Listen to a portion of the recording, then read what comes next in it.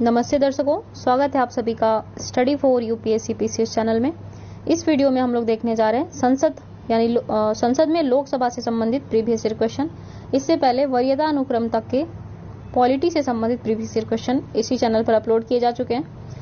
आप लोग जाकर वो वीडियो देख सकते हैं तथा अपने नंबर एनहांस करने की कोशिश कर सकते हैं। ठीक है, तो चलिए हम लोग सीधे प्रश्न पे चलते हैं। उससे पहले आप लोग को एक काम याद दिला दूं, अगर आप लोग इस चैनल पे नए हैं तो इस चैनल को सब्सक्राइब कीजिए और वीडियो का लिंक अपने दोस्तों के साथ शेयर कीजिए। ठीक है, तो चलिए पहले प्रश्न पे चलते हैं।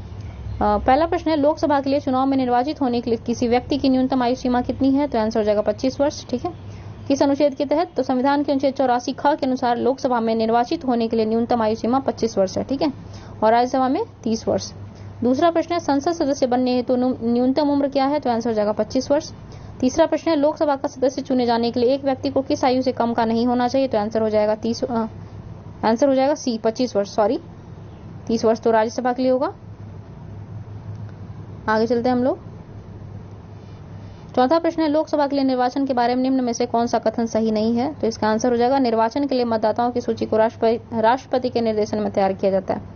तो ये गलत बात है और बाकी सब सही है। कि निर्वाचन वयस्क मताधिकार के आधार पर होता है, ये सही है। निर्वाचनों का संचालन निर्वाचन आयोग करता है, ये भी सही है। और निर्वाचन आयोग के अनुरोध पर राष्ट्रपति निर्वाचन आयोग को उसके कार्यों के निर्वहन के लिए आवश्यक कर्मचारी वृंद उपलब्ध कराते हैं। ठीक है, तो यहाँ पे देखते हैं कि भारत में संसद और प्रत्येक राज्य के विधानमंडल के लिए कराए जाने वाले सभी निर्वाचन, राष्ट्रपति और उपराष्ट्रपति के पदों के लिए मतदाता सूची निर्वाचक नामावली को तैयार कराने का कार्य केंद्रीय निर्वाचन आयोग के निर्देशन और नियंत्रण में किया जाता है। ये किस अनुच्छेद में? अनुच्छेद 324(1) में। ठीक है, आगे चलते हैं हम लोग। अगला प्रश्न है, लोकसभा के निर्वाचन के लिए नामांकन पत्र भारत के किसी नागरिक द्वारा जिसका नाम किसी निर्वाचन क्षेत्र की मतदाता सूची में है उसके द्वारा दाखिल किया जा सकता है। बाकी सभी ऑप्शन गलत हैं। बाकी सभी ऑप्शन में क्या है कि भारत में निवास करने वाले किसी भी व्यक्ति द्वारा दाखिल किया जा सकता है, तो ये भी गलत है। दूसरा भी गलत है और डी भी गलत है कि भारत के किसी भी नागरिक द्वारा दाखिल किया जा सकता है। ठीक है, तो यहाँ पे देखना है, लोक प्रतिनिधित्व अधिनियम 1951 की धारा 4 के अनुसार लोकसभा के निर्वाचन के लिए किसी भी सामान्य सीट से नामांकन पत्र दाखिल करने के लिए किसी नागरिक को किसी भी राज्य या संघ राज्य क्षेत्र के किसी निर्वाचन क्षेत्र का पंजीकृत मतदाता होना चाहिए। ठीक है, और आगे आप लोग ये डिस्क्रिप्शन पढ़ लीजिएगा, बहुत इंपॉर्टेंट है। छठा प्रश्न है, लोकसभा में राज्यों को किस आधार पर सीटें आवंटित होती हैं? तो आंसर हो जाएगा जनसंख्या के आधार पर। ठीक है, व्याख्या है कि लोकसभा के सदस्यों को चुनाव के प्रयोजन के लिए प्रत्येक राज्य को प्रादेशिक निर्वाचन क्षेत्रों में विभक्त कर दिया जाता है। और आगे है कि सदस्यों की संख्या का अनुपात समस्त राज्य में यथासाध्य एक ही हो तथा प्रत्येक राज्य के लिए लोकसभा के स्थानों की संख्या का बंटवारा ऐसी रीति से किया जाए कि स्थानों की संख्या से राज्य की जनसंख्या का अनुपात समस्त राज्यों के लिए यथासाध्य एक ही हो। ठीक है, अनुच्छेद 81(2) क एवं ख के तहत। ठीक है, आगे चलते हैं 7वें प्रश्न पे। भारत के संविधान के अनुच्छेद 82 के अनुसार लोकसभा की सीटों का राज्यों के मध्य आवंटन किस जनगणना के आधार पर होता है? तो 1971 की जनगणना के आधार पर। ठीक है, अनुच्छेद 81 एवं 82 के अनुसार लोकसभा की सीटों का राज्यों के मध्य आवंटन 1971 की जनगणना के आधार पर होता है। ठीक है, इसको बढ़ा के कब तक के लिए कर दिया गया है? 2026 के पश्चात पहली जनगणना के सुसंगत आंकड़े प्रकाशित होने तक संशोधित न किए जाने का प्रावधान किया गया। ठीक है, 8वां प्रश्न है, वर्तमान लोकसभा में प्रत्येक राज्य के लिए स्थानों का आवंटन आधारित है किस चीज पर? तो 1971 की जनगणना पर। 9वां प्रश्न है, लोकसभा में राज्यवार सीटों की आवंटन वर्ष 1971 की जनगणना पर आधारित है। यह निर्धारण किस वर्ष तक यथावत रहेगा? तो आंसर हो जाएगा 2031 तक। आप लोग डिस्क्रिप्शन पढ़ लीजिएगा। 10वां प्रश्न है, 84वें संशोधन अधिनियम द्वारा लोकसभा की कुल सदस्य सीटों की संख्या का निर्धारण 1971 की जनगणना के आधार पर कर दिया गया है। ये तब तक बदली नहीं जाएगी जब तक कि एक वर्ष विशेष बाद पहली जनगणना नहीं होगी। यह वर्ष विशेष कौन सा है? तो आंसर हो जाएगा 2026। आगे चलते हैं हम लोग। 11वां प्रश्न है, भारत के संविधान में निर्धारित की गई लोकसभा में सदस्यों की अधिकतम संख्या कितनी हो सकती है? तो आंसर हो जाएगा इनमें से कोई नहीं। कितनी हो जाएंगी भाई? तो लोकसभा के सदस्य जनता द्वारा प्रत्यक्ष निर्वाचन से चुने जाते हैं। इसके सदस्यों की अधिकतम संख्या 530 राज्यों से, 20 संघ राज्यों से तथा 2 एंग्लो इंडियन समुदाय से हो सकती थी। अनुच्छेद 81 और 331। ठीक है, और 104वें संशोधन अधिनियम 2019 के द्वारा लोकसभा व राज्य विधानसभाओं में आंग्ल भारतीय समुदाय के प्रतिनिधित्व के लिए सदस्यों को नामित करने की व्यवस्था को आगे न बढ़ाते हुए निष्प्रभावी कर दिया गया है और तदनुसार अब लोकसभा के सदस्यों की अधिकतम संख्या 550 ही हो सकती है। 12वां प्रश्न है, निम्न संवैधानिक संशोधन में कौन से राज्यों से निर्वाचित होने वाले लोकसभा के सदस्यों की संख्या में वृद्धि करने से संबंधित है? तो आंसर हो जाएगा 7वां व 31वां। ठीक है, 7वां संशोधन अधिनियम 1956 और 31वां संविधान संशोधन अधिनियम 1973। आगे 13वें पे चलते हैं। संविधान के किस संशोधन ने लोकसभा के सदस्यों की संख्या 525 से बढ़ाकर 545 कर दी? तो आंसर हो जाएगा 31वें संशोधन अधिनियम ने। ठीक है, कब आया था? तो हमने देखा 1973 में। आगे चलते हैं, यहाँ पर डिस्क्रिप्शन अच्छा दे रखा है। 14वां प्रश्न है लोकसभा में सदस्यों की जो अधिकतम संख्या निर्धारित की गई है वह है 550। 15वां लोकसभा की वर्तमान सदस्य संख्या कितनी है, तो आंसर हो जाएगा 543। 16वां प्रश्न है लोकसभा में केंद्र शासित क्षेत्रों का सर्वाधिक प्रतिनिधित्व कितना हो सकता है, तो आंसर हो जाएगा बी 20। फिर 17वां प्रश्न आम चुनाव 2009 में 543 लोकसभा निर्वाचन क्षेत्रों के लिए चुनाव हुआ, इनमें से कितने लोकसभा निर्वाचन क्षेत्र राज्यों के थे, तो आंसर हो जाएगा 530। आगे बढ़ते हैं हम लोग। 18वां प्रश्न है लोकसभा में केंद्र शासित प्रदेश के लिए कितनी सीटें आरक्षित हैं, तो आंसर हो जाएगा 20। ठीक है। 19वां प्रश्न है भारतीय संविधान के किस अनुच्छेद के अंतर्गत लोकसभा में अनुसूचित जातियों के आरक्षण का प्रावधान किया गया था, तो आंसर हो जाएगा अनुच्छेद 330। ठीक है, अनुच्छेद 330। व्याख्या देखते हैं कि भारतीय संविधान के अनुच्छेद 330 एक के उपखंड क के तहत लोकसभा में अनुसूचित जातियों के लिए आरक्षण का प्रावधान किया गया। वहीं अनुसूचित 303 एक के उपखंड ख में असम के स्वशासित जिलों की अनुसूचित जनजातियों को छोड़कर अन्य अनुसूचित जनजातियों के लिए तथा उपखंड ग में असम के स्वशासित जिलों की अनुसूचित जनजातियों के लिए लोकसभा में आरक्षण की व्यवस्था की गई है।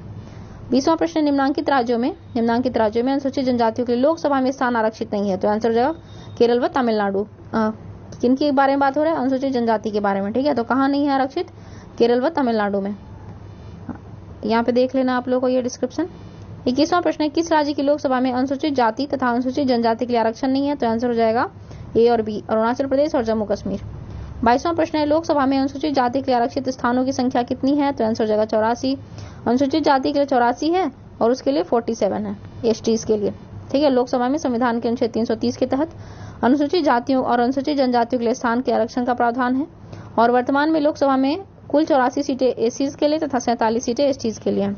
23वां प्रश्न यदि किसी राज्य के लिए लोकसभा के स्थानों की आवंटित संख्या 42 हो तो उस राज्य के लिए अनुसूचित जातियों हेतु आरक्षित स्थानों की संख्या क्या होगी, तो यहाँ पे स्टार दे रखा है। देखते हैं यहाँ पे आगे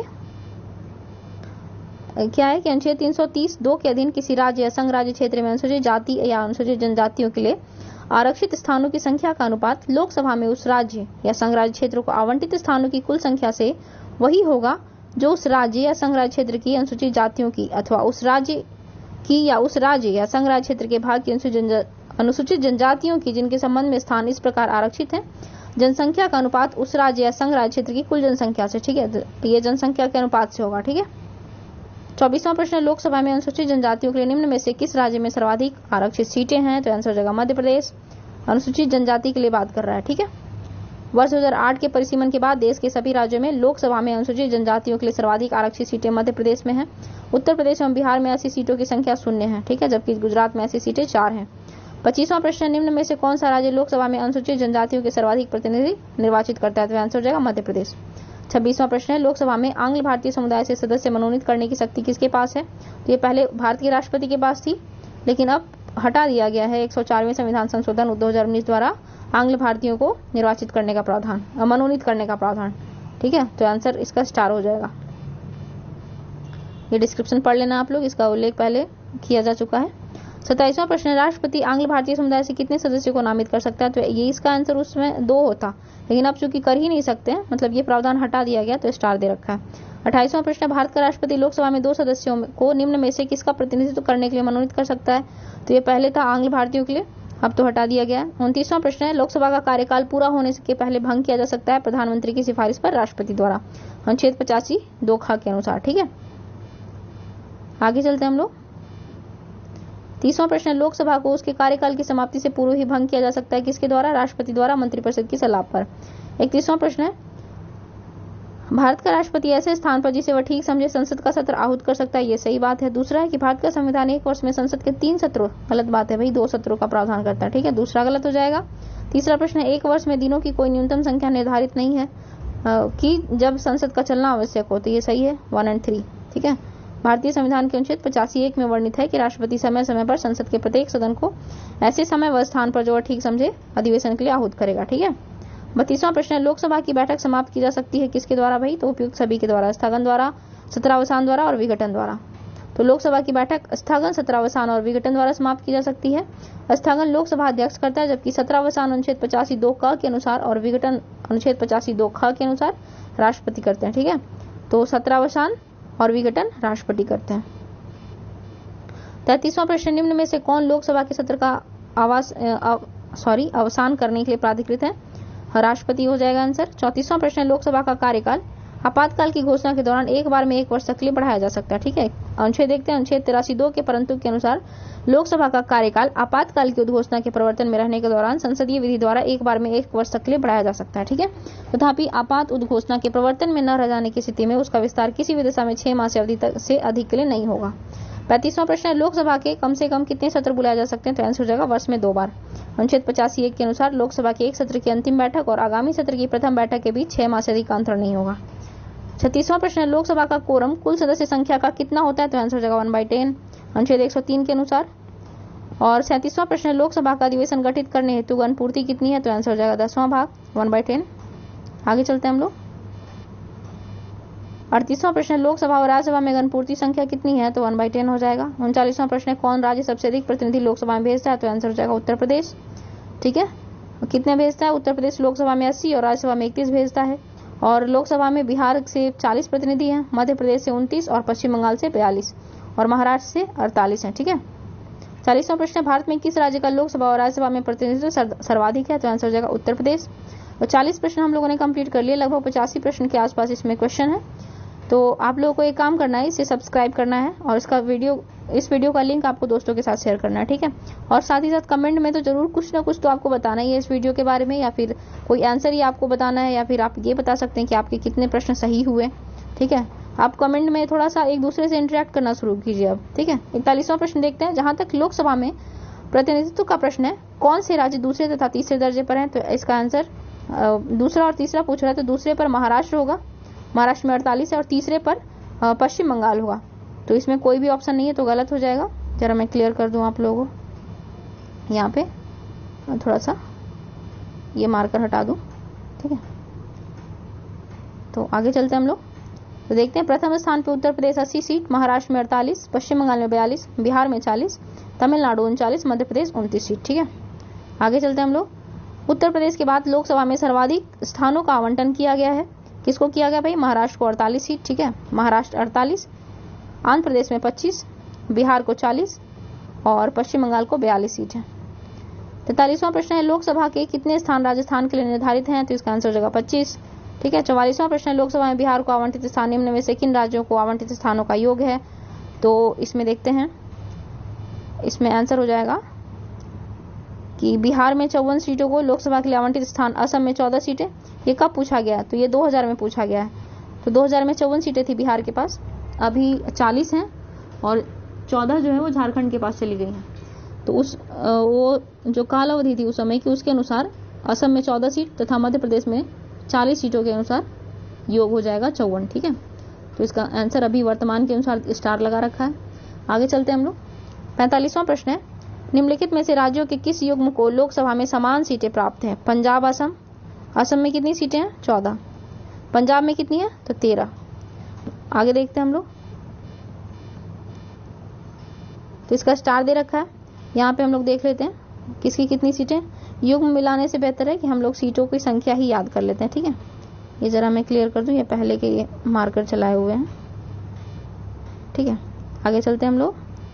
तो सीटों की संख्या हम लोग एक बार देख लेते हैं। पंजाब में कितनी है? 13, असम में 14, गुजरात में 26, राजस्थान में 25, मध्य प्रदेश 29, तमिलनाडु 39, आंध्र प्रदेश 25 और पश्चिम बंगाल 42 और छत्तीसगढ़ 17। आंध्र प्रदेश में अभी 25 है, इससे 17 सीटें तेलंगाना को दे दी गई हैं। तो कितनी हो जाएंगी टोटल? ये देख लो आप लोग, यहाँ पे देखते हैं। अविभाजित आंध्र प्रदेश में 42 लोकसभा सीटें थी और आंध्र प्रदेश के विभाजन के पश्चात अब वहाँ कुल 25 लोकसभा सीटें हैं, शेष 17 सीटें तेलंगाना राज्य को प्राप्त हुई हैं। वर्तमान में असम एवं झारखंड दोनों में 14, असम और झारखंड दोनों में 14 है। अरुणाचल प्रदेश, गोवा, मणिपुर, मेघालय, त्रिपुरा सभी में 2 और मिजोरम, नागालैंड एवं सिक्किम सभी में 1 है। ठीक है, और 46वां प्रश्न है कि कौन सा युग्म सही नहीं है? तो स्टार दे रखा है, असम में 13 नहीं है भाई। ठीक है, और आंध्र प्रदेश में 42 नहीं है, असम में 14 है और आंध्र प्रदेश में 25 है। 47वें प्रश्न पे चलते हैं। आंध्र प्रदेश में 25 हो जाएगा, तमिलनाडु में 39 हो जाएगा, महाराष्ट्र में 48 हो जाएगा, पश्चिम बंगाल में 42 और छत्तीसगढ़ में 11। ठीक है, तो यहाँ पे देख लेते हैं हम लोग। ये प्रश्न हम लोग लगभग 5, ये जो पूरा सीरीज है पॉलिटी का, उसको लगभग 5 जून के आसपास हम लोग कंप्लीट कर लेंगे। तो यहाँ पे देखते हैं, ये ऑप्शन नंबर डी हो जाएगा सही। ठीक है, आप लोग जाके ऊपर वाला जो विवरण दिया हुआ है उसको फिर से पढ़ सकते हैं। 48वें प्रश्न पे चलते हैं हम लोग। निम्नलिखित राज्यों और संघ शासित क्षेत्रों के समूह में किसकी लोकसभा में केवल एक सीट है? तो आंसर हो जाएगा चंडीगढ़, सिक्किम और मिजोरम की। व्याख्या में दिया हुआ था। यहाँ पे देखते हैं चंडीगढ़, सिक्किम, मिजोरम, नागालैंड व पुडुचेरी में लोकसभा की मात्र एक एक सीट है। त्रिपुरा, गोवा, मेघालय, मणिपुर, दादरा और नागर हवेली, दमन दीव और अरुणाचल प्रदेश में लोकसभा की 2-2 सीटें हैं। 49वां प्रश्न है, निम्न में से किस राज्य से लोकसभा के 2 सदस्य निर्वाचित किए जाते हैं? राज्यसभा से पूछ रहा है, तो आंसर हो जाएगा त्रिपुरा से। अभी ऊपर हमने पढ़ा। 50वां प्रश्न, निम्न में से कौन सा एक लोकसभा का सर्वाधिक बड़ा क्षेत्रफल के अनुसार निर्वाचन क्षेत्र है? तो आंसर हो जाएगा लद्दाख। ठीक है। 51वां प्रश्न है, डिलिमिटेशन के बाद यूपी में निर्वाचकों की संख्या के अनुसार सबसे बड़ा लोकसभा संसदीय क्षेत्र कौन सा है? तो इसमें से कोई नहीं हो जाएगा, आंसर इसका गाजियाबाद है। ठीक है, हम लोग आगे चलते हैं। यहाँ के 2008 में लागू परिसीमन के बाद वर्तमान में 2019 के लोकसभा के चुनाव आंकड़ों के अनुसार उत्तर प्रदेश में निर्वाचकों की संख्या के अनुसार सबसे बड़ा लोकसभा संसदीय क्षेत्र गाजियाबाद है। ठीक है, जिसके बाद गौतम बुद्ध नगर, उसके पश्चात उन्नाव है। 52वां प्रश्न, वर्तमान में लोकसभा में निर्वाचन क्षेत्र के लिए चुनाव व्यय की अधिकतम सीमा क्या है? तो आंसर हो जाएगा इसका 2019 के अनुसार 77 लाख था, लेकिन कोविड-19 में 2019 में 70 लाख था, जिसको कोविड-19 में बढ़ाकर 77 लाख कर दिया गया। ठीक है, ये ध्यान रखना है आप लोग को। आगे चलते हम लोग। देखिए यहाँ पे क्या है, कोविड-19 महामारी को देखते हुए अक्टूबर 2020 में इस सीमा को 10% बढ़ाकर क्रमशः 77 लाख एवं 59.4 लाख रुपए कर दिया गया। 59.4 लाख किसके लिए किया गया है भाई? तो पहले था, यहाँ पे देखते हैं, ये कुछ छोटे राज्य अरुणाचल प्रदेश, गोवा एवं सिक्किम के लिए 54 लाख रुपए थे, जिसको अब कर दिया गया 59.4 लाख कोविड-19 के पश्चात। 53वां प्रश्न है, लोकसभा चुनाव के मामले में सामान्य वर्ग के उम्मीदवारों तथा अनुसूचित जाति जनजाति के उम्मीदवारों द्वारा जमा की जाने वाली जमानत राशि क्रमशः कितनी है? इसका आंसर देखते हैं। यहाँ पे लोकसभा चुनाव में सामान्य वर्ग के लिए 25,000 रुपए, अनुसूचित जाति जनजाति के लिए 12,500 रुपए और राज्य विधानसभा में सामान्य वर्ग के लिए 10,000 रुपए और अनुसूचित जाति जनजाति के लिए 5,000 रुपए। ठीक है, आगे चलते हैं हम लोग 54वें प्रश्न पे। लोकसभा चुनाव का कोई प्रत्याशी अपनी जमानत खो देता है यदि उसे प्राप्त न हो, तो इनमें से कोई नहीं होगा, क्योंकि 1/6 प्राप्त होना चाहिए उसको। ठीक है, वैध मतों का 1/6 भाग। 55वां प्रश्न है, लोकसभा का पहला आम चुनाव कब हुआ था? तो आंसर हो जाएगा 1952 में। ठीक है, यह चुनाव कुल 489 सीटों के लिए हुआ था। प्रथम लोकसभा का पहला अधिवेशन 13 मई 1952 को हुआ था। आगे चलते हम लोग। किस लोकसभा का कार्यकाल लगभग 6 वर्ष था? तो आंसर हो जाएगा इसका 5वीं लोकसभा, 5वीं। ठीक है, ये कब से कब तक था? 1971 से 15 मार्च 1971 से 18 जनवरी 1977 तक। ठीक है, अगला प्रश्न है, 9वीं लोकसभा कब भंग की गई? तो आंसर हो जाएगा मार्च 1991। मार्च, यहाँ पे क्लियर कर लेते हैं जरा, एक मिनट, मार्च 1991। ठीक है, 58वां प्रश्न है, भारत में 12वीं लोकसभा के निर्वाचन हुए कब हुए भाई? तो ये हुए फरवरी 1998 में। ठीक है, आगे चलते हैं हम लोग। आगे लोकसभा का नेता कौन है? तो आंसर हो जाएगा प्रधानमंत्री। अनुच्छेद 75 के अनुसार राष्ट्रपति लोकसभा में बहुमत दल के नेता को प्रधानमंत्री पद पर नियुक्त करता है। 60वें प्रश्न पे चलते हैं हम लोग। ये लोकसभा अथवा राज्य की विधानसभा के निर्वाचन में जीतने वाले उम्मीदवार को निर्वाचित घोषित किए जाने के लिए किए गए मतदान के कम से कम 50% मत पाना अनिवार्य है? नहीं भाई, 1/6 पाना अनिवार्य है। ठीक है, फिर दूसरा, भारत के संविधान में अधिकथित उपबंधों के अनुसार लोकसभा में अध्यक्ष का पद बहुमत वाले दल को जाता है तथा उपाध्यक्ष का पद विपक्ष को जाता है। ये तो सही है कि लोकसभा अध्यक्ष का पद बहुमत वाले दल को जाता है, ये भी सही है कि उपाध्यक्ष का पद विपक्ष को जाता है, परंतु ये संविधान में उपबंधित नहीं है। ठीक है, देखो जरा मैं आप लोगों के लिए क्लियर कर दूं, एक मिनट। ये तो सही कह रहा है कि अध्यक्ष का पद जो है वो बहुमत वाले दल को जाता है और उपाध्यक्ष का पद विपक्ष को जाता है, लेकिन ये परंपरा के अनुसार जाता है ना कि संविधान के उपबंधों के अनुसार। तो आंसर हो जाएगा डी। ठीक है, आगे चलते हैं। 61वां प्रश्न, भारत में लोकसभा का स्पीकर क्या होता है भाई? तो चयनित किया जाता है। संविधान के अनुच्छेद 93 में उपबंधित है कि लोकसभा यथाशीघ्र अपने 2 सदस्यों को अध्यक्ष एवं उपाध्यक्ष चुनेगी। ठीक है, इस पे विवाद भी रहा था क्योंकि अभी तक लोकसभा उपाध्यक्ष का चुनाव नहीं हुआ है। 62वां प्रश्न है, लोकसभा के स्पीकर का निर्वाचन होता है? तो ये होता है लोकसभा के सभी सदस्यों द्वारा। ठीक है, 63वां प्रश्न, निम्न में से कौन अपने पद की शपथ नहीं लेता? तो आंसर हो जाएगा स्पीकर, क्योंकि वो सांसद के रूप में शपथ ले चुका होता है। 64वां प्रश्न, निम्न में से कौन अपने पद की शपथ नहीं लेता? तो वही हो जाएगा ये फिर से स्पीकर। फिर है कि लोकसभा का अध्यक्ष अपना त्याग पत्र किसे सौंपता है? तो आंसर हो जाएगा उपाध्यक्ष को। संविधान के अनुच्छेद 94 ख के अनुसार लोकसभा का अध्यक्ष उपाध्यक्ष को संबोधित अपने हस्ताक्षर सहित लेख द्वारा अपना पद त्याग सकता है। आगे बढ़ते हैं हम लोग। आगे 66वां प्रश्न है, लोकसभा अध्यक्ष अपना त्याग पत्र संबोधित किसे करता है? तो ये लोकसभा के उपाध्यक्ष को करता है। 67वां प्रश्न है, लोकसभा के अध्यक्ष को कैसे हटाया जा सकता है? तो आंसर हो जाएगा लोकसभा के सभी सदस्यों के बहुमत से पारित संकल्प के द्वारा। ठीक है, अनुच्छेद 94 ग के अनुसार लोकसभा के तत्कालीन सभी सदस्यों के बहुमत से पारित संकल्प के द्वारा लोकसभा के अध्यक्ष को पद से हटा सकते हैं। ठीक है, और छठवां प्रश्न है, लोकसभा अध्यक्ष को उसके कार्यकाल की समाप्ति के पूर्व पद से हटाया जा सकता है किसके द्वारा? यदि कब हटाया जा सकता है? यदि लोकसभा इस आशय का प्रस्ताव पारित कर दे। 69वां प्रश्न है, लोकसभा के अध्यक्ष को हटाया जा सकता है लोकसभा के कुल सदस्यों के बहुमत द्वारा पारित प्रस्ताव से। ठीक है, 70वां प्रश्न है, स्पीकर के पद के विषय में निम्न कथनों में से कौन सा सही नहीं है? वह राष्ट्रपति के प्रसाद पर धारण करता है। यह आवश्यक नहीं कि अपने निर्वाचन के समय वह सदन का सदस्य हो, परंतु उसे अपने निर्वाचन के बाद 6 माह के भीतर सदन का सदस्य हो जाना पड़ेगा। ये गलत बात है, क्योंकि लोकसभा अध्यक्ष का चुनाव कहाँ से होता है? तो संसद के सदस्यों के बीच से ही होता है। ठीक है, भले ही वो बहुमत दल का सदस्य हो, तो वो भी गलत हो जाएगा। और फिर क्या है कि यदि सामान्य अवधि से पूर्व सदन को भंग कर दिया जाए तो उसे अपना पद छोड़ना होगा। ये गलत बात है। तो सही कौन सा होगा? डी हो जाएगा कि यदि वह त्याग पत्र देना चाहे तो अपना त्याग पत्र उपाध्यक्ष को संबोधित करना होगा। ठीक है, आगे चलते हैं। 71वां प्रश्न है, लोकसभा अध्यक्ष के पद के विषय में निम्न कथनों पर विचार कीजिए। तो इसमें आंसर हो जाएगा वह राष्ट्रपति के प्रसाद पर पद धारण करता है। गलत बात है। और यह आवश्यक नहीं कि उसे अपने निर्वाचन के समय वह सदन का सदस्य हो। नहीं भाई, ऐसा नहीं है, ये भी गलत है। और तीसरा, यदि वह त्याग पत्र देना चाहे तो उसे अपना त्याग पत्र उपाध्यक्ष को संबोधित करना होगा। ये आंसर हो जाएगा बी। ठीक है, ये ISP 2012 का प्रश्न है और यहाँ पे ये था 1993 का प्रश्न। तो देख रहे, यूपीएससी भी प्रश्न रिपीट करती है। लोगों की गलत धारणा है कि यूपीएससी प्रश्न रिपीट नहीं करती। 72वां प्रश्न है, प्रोटेम स्पीकर का कर्तव्य क्या होता है? तो आंसर हो जाएगा सदस्यों को शपथ दिलाना। ठीक है, इसमें है वरिष्ठतम सदस्य को प्रोटेम स्पीकर के रूप में चुना जाता है। आगे बढ़ते हैं हम लोग। 73वां प्रश्न है, प्रोटेम स्पीकर सामान्यतः किसे नियुक्त किया जाता है? तो आंसर है नवनिर्वाचित लोकसभा के वरिष्ठतम सदस्यों में से एक को। 74वां प्रश्न है, लोकसभा अध्यक्ष अपने कास्टिंग वोट का प्रयोग कब करते हैं? जब वोट बराबर बराबर के होने के नाते टाई हो।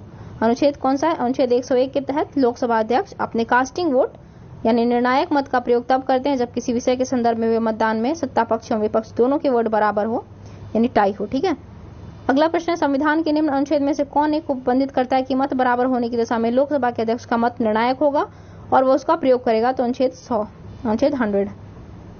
76वां प्रश्न है, लोकसभा के प्रथम अध्यक्ष कौन थे? तो जीवी मावलंकर। आगे बढ़ते हैं हम लोग। फिर 77वां प्रश्न है, भारत के प्रथम लोकसभा के पहले अध्यक्ष कौन थे? तो आंसर हो जाएगा जीवी मावलंकर। 78वां प्रश्न है, प्रथम स्पीकर जिनके विरुद्ध लोकसभा में अविश्वास का प्रस्ताव लाया गया था? तो आंसर हो जाएगा जीवी मावलंकर।